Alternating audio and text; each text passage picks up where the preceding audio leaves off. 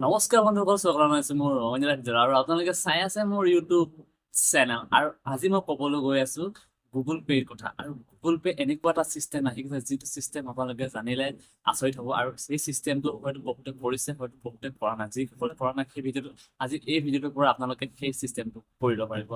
আগতে কি হয়, আমি যদি কাৰোবাৰ পৰা পইচা পাবলৈ হয় তেতিয়াহ'লে আমি কি কৰোঁ যে তাইক আমি ফোন কৰোঁ যে হেল্ল', মই আপোনাক স্কেনাৰ দি দিছোঁ, মোৰ 400 টকাটো বা 500 টকাটো মোক পে' কৰি দিয়া।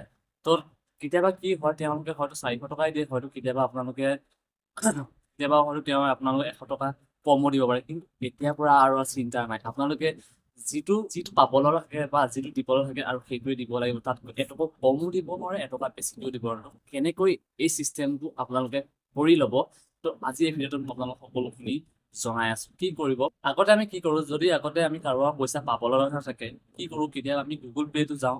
গুগল পে'টো আমি আগতে কি কৰিব লাগে, যিটো আমাৰ গুগল পে' আছে, গুগল পে'ত গৈ আমি যিটো প্ৰফাইল আছে, প্ৰফাইলত গৈ আমাৰ যি QR কোড আছে, QR কোডটো আমি ডাইৰেক্ট ডাউনলোড কৰি যাৰ পৰা আমি পইচা পাবলৈ থাকে তেওঁক আমি ডাউনলোড কৰি তেওঁক আমি হোৱাটছএপত বা দি দিম। আৰু দি দিয়াৰ পাছতে তেওঁলোকে কি কৰে, যদি আপোনালোকে পাব থাকে 500 টকা, কেতিয়াবা কি কৰে তেওঁলোকে 400 টকা দিয়ে বা 300 টকা দিয়ে। কিন্তু এতিয়াৰ পৰা আৰু সেইটো প্ৰব্লেম আপোনালোকৰ লগত নহয়। এই টিকটো আপোনালোকে কৰি লওক।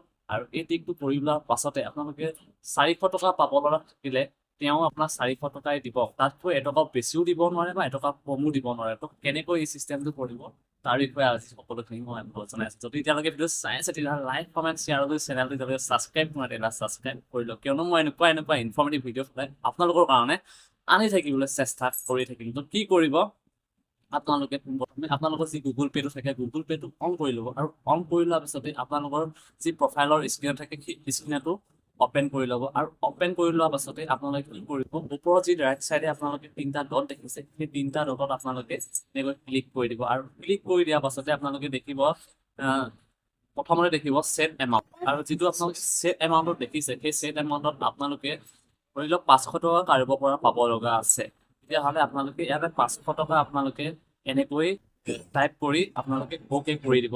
অ'কে কৰি দিয়াৰ পাছতে আপোনালোকৰ যি QR কোড আছে সেই QR কোডটো ডাউনলোড কৰি ল'ব। আৰু ডাউনলোড কৰি লোৱাৰ পাছতে আপোনালোকে যাৰ পৰা 500 টকা পাব লগা আছে তেওঁক আপুনি চেণ্ড কৰি দিয়ক। আৰু চেণ্ড কৰি দিয়াৰ পিছতে যেতিয়া সেই তেওঁ স্কেন কৰিব, আৰু স্কেন কৰাৰ লগে লগে আপুনি যি 500 টকা টাইপ কৰি দিছে তেওঁৰ তাত সেই 500 টকাই আহিব। আৰু তেওঁ ইচ্ছা কৰিও আপোনাৰ 400 টকা বা তাতকৈ কম আপোনাৰ দিব নোৱাৰে। আপুনি যি 500 টকা ছেট কৰি পঠাইছে সেই 500 টকাই তেওঁ আপোনাক দিব লাগিব।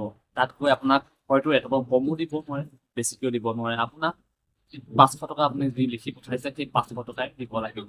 হয়তো এই চিষ্টেমটো বহুতে কৰা নাই বা এই টিকটো সকলোৱে কৰা নাই। ত' ভাবিলো এই চিষ্টেমটো মই আপোনালোকৰ মাজলৈ লৈ আহিম। ত' আজিলৈ ভিডিঅ'টো শুনি আছিলে।